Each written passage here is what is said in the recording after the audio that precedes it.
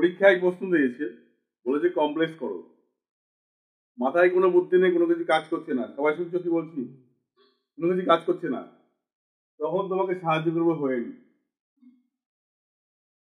যে বাক্যটা বললো কমপ্লেক্স করো, সেই বাক্যটার চোখ কান বুঝে যদি আগের বাক্যে মানে একদম প্রথম যে বাক্য আগে যদি হোয়েন লিখে দিই তাহলে কমপ্লেক্স হয়ে যাবে। বুঝে গেল? যদি হোয়েন লিখে দিই কমপ্লেক্স হয়ে যাবে। কেন হয়ে যাবে? হোয়েন একটা এমন একটা কনজাংশন যে কি করে ম্যাক্সিমাম 99% বাক্যকে কভার করে দেয়। বুঝে গেল? তাই বলছি যারা কমপ্লেক্স করতে পারছো তারা একটা শিখো, হোয়েন শিখো। এই হোয়েনটা যদি শেখা থাকে তাহলে কি হবে? কমপ্লেক্স করতে দিয়েছি পাচ্ছি না, কিন্তু প্রশ্নটা লিখে আসে নাম্বার পেতে হবে।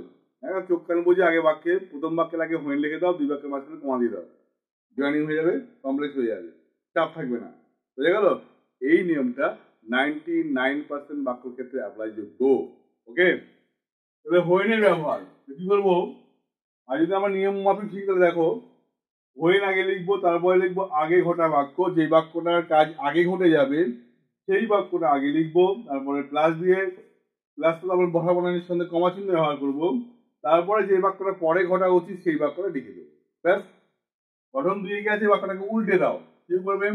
পরে ঘটা বাক্য আগে রাখবে, পরে ঘটা বাক্য দেখো, প্লাস দিয়ে তারপর লেখো হোয়েন, তারপরে লেখো আগে ঘটা বাক্য, আগে ঘটা।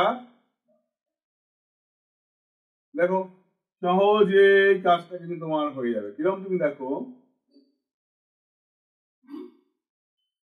বলে রাখো এখানে এটা উদাহরণ একটা নিয়ে আসি। যদি বলে the teacher enter the class,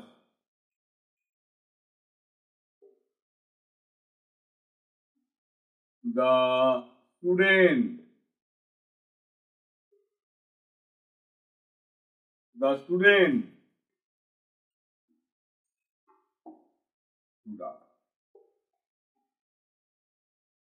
এইখানে বললো কমপ্লেক্স করতে, ঠিক আছে? যেই দেখবে কমপ্লেক্স করে গেছে, তোমার কাজ কি? শিক্ষক এন্টার দ্য ক্লাস, ধরো মনে করো যে বুঝি না, বাংলা মানে করতে পারছি না কিছুতেই, এটা কমপ্লেক্স করতে গেছে, বাংলা মানে উদ্ধার করতে পারছি না, উদাহরণটাকে টোকো, বাংলা মানে উদ্ধার করতে পারছি না, চোখ কান বুঝে একদম এই বাক্যে লিখে দেবো হোয়েন, এখানে কমা দিয়ে দেবো, ব্যাস জয়েনিং হয়ে গেল, কোনো কাজ নেই। চোখ কান বুঝে বাক্যের প্রথমে কি লিখবে? হোয়েন, আর এখানে কমা দিয়ে দেবে। এবার দেখো কেন ঘটলো, কিভাবে হলো, ব্যাখ্যায় ফিরে আসছি। The teacher enter the class, শিক্ষক ক্লাসের মধ্যে ঢুকলো, শিক্ষক ক্লাসের মধ্যে ঢুকলো। স্টুডেন্ট স্টুড আপ, ছাত্ররা উঠে দাঁড়ালো, ছাত্ররা উঠে দাঁড়ালো, এই কাজ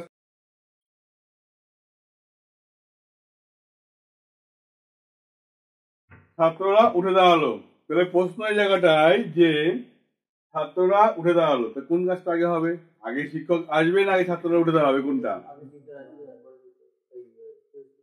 তাই না? আগে শিক্ষক আসবে, তাহলে যেই বাক্যের কাজ আগে মানে এইটা আগে ঘটে যাচ্ছে, এটা পরে ঘটছে, ঠিক না? Concept clear? এই বাক্যটা আগে হচ্ছে, এই বাক্যটা পরে হচ্ছে, দুরকম স্টাইলে যেরকম খুশি লিখবা, হয়ে গেল। যদি আমি এই স্টাইলে করি, হোয়েন লিখলাম, তারপরে আগে ঘটা বাক্য কোনটা? এই বাক্যটা আগে হচ্ছে, হোয়েন দ্য টিচার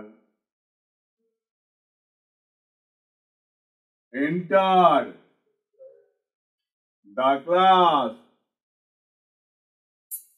কমা, এই যে কমা ছিল আগে না, পরের বাক্য লিখে দাও, দ্য স্টুডেন্ট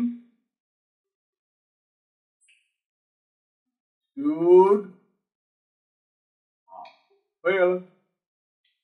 যখন শিক্ষক ক্লাসে ঢুকলেন তখন, তখন কথাটা কিন্তু কি থাকে এখানে? উজ্জ, মনে থাকবে। এই মানে লিখে দাও, লেখাও এখানে কি লিখবে? যখন ডট ডট তখন।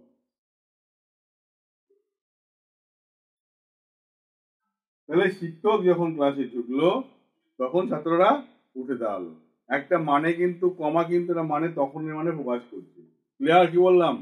এবার মনে করলো আমি এইভাবে না করে আমি এইভাবে করবো, এটা ছিল কোয়েশ্চেন। এবার মনে করলো আমি এইভাবে করবো, করো এটা দেখো আগে। দ্য স্টুডেন্ট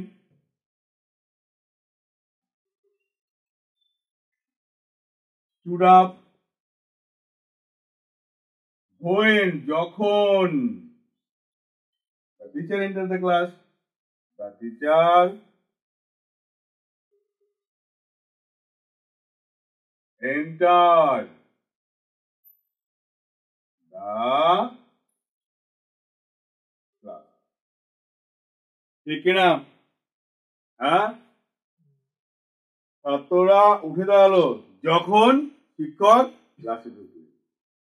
ঠিক আছে, এইভাবে বাড়িতে 50টা কাজ করে আনবে, এইভাবে 25টা, এইভাবে 25টা। এই জন্মে কোনোদিন আর 25টা 50টা প্র্যাকটিস করলে জীবনে কখনো আর ওয়েন দিয়ে বাঁধবে না, শিখে যাবো একেবারে। সঙ্গে থাকো, কাজ করো, আমার বিশ্বাস তুমি পারবে। বাই।